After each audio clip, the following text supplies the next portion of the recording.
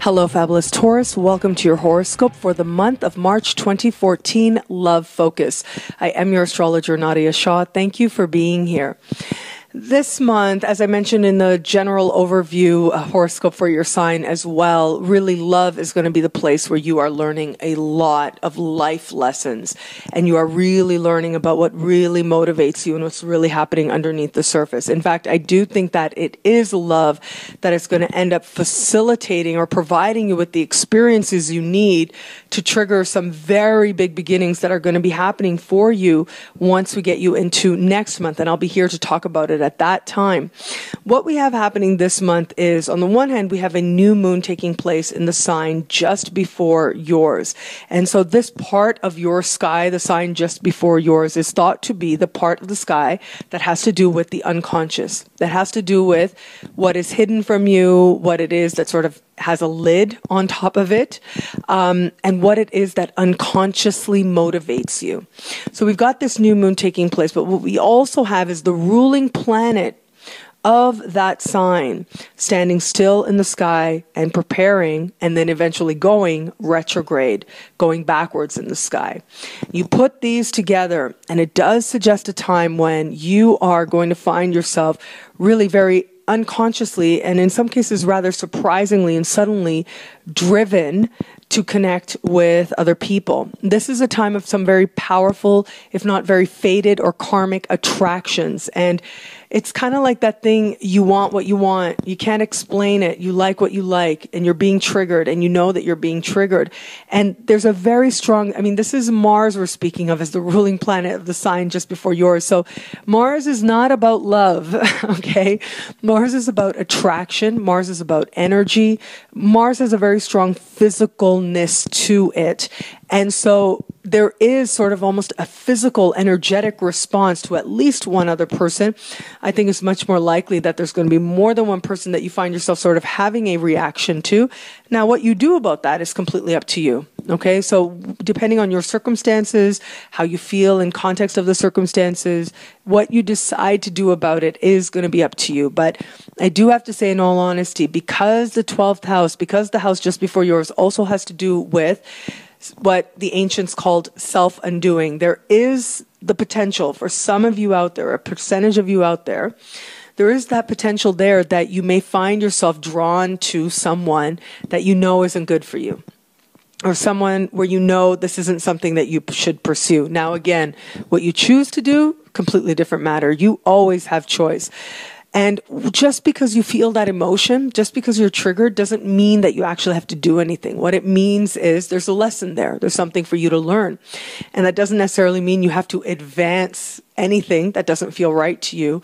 It does mean, though, that you have to stay open and listening to your feelings and looking at how you're being triggered and why. What is it in this person that's evoking a particular response within you, and what that says about you. So this month, as I look at the sky for you where it comes to love, now, of course, as you hear all this, if you're in an established partnership, in a committed bond, these attractions can be rather inconvenient, okay? And so, again, it's going to be up to you to decide how you're going to progress with this. And also, I do think that there is a possibility, if you are in a committed contact, the possibility is there that you actually end up sort of drawn to someone as a way to distract yourself from some deeper work that needs to take place between you and your partner. Maybe somewhere where something has been having you feeling restless, having you feel dissatisfied. You can't really put your finger on it or understand what's really happening there. But there's something there that maybe you need to be more honest with yourself about where you're happy and where maybe things could be better, where maybe you wish to experience change with your partner. And that is really where your work is So it's almost easier to be attracted to somebody else instead of actually looking more honestly at what's actually happening within the dynamic, where it is that you need to grow, where it is that maybe you need to be more honest with yourself and with your partner. The other possibility for some of you out there is going to be that you end up seeing things in your partner where you go, oh, wow, okay, that's how you are. And I didn't realize that I was attracted to this. And I don't know if this is actually good for me to be attracted to, but this is how you are.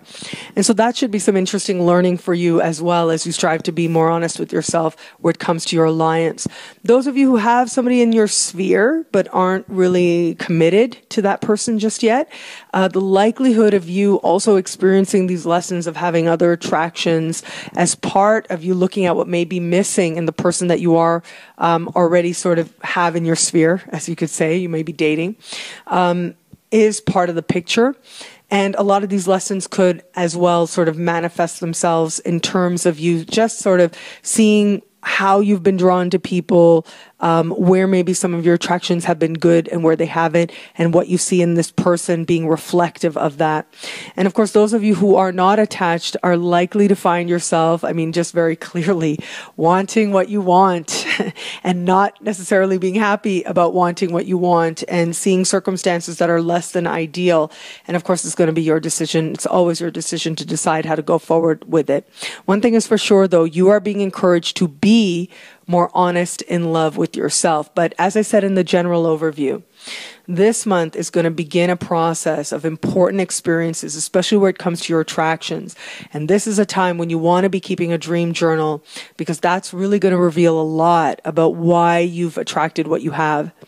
Because it is these experiences in love, it is these attractions and your exchanges with these people that are actually going to provide you with the experiences you need that will in turn be a catalyst towards some really important changes that are set to take place for you next month. Next month is a really powerful time, and the month after that, really important for relationships. So embrace this time now, because I promise you, you will be referring back to it.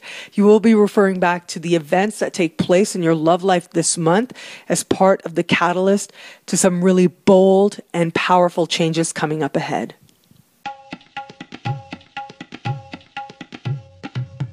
Thank you for watching. It'll be a great month. Be fabulous and enjoy.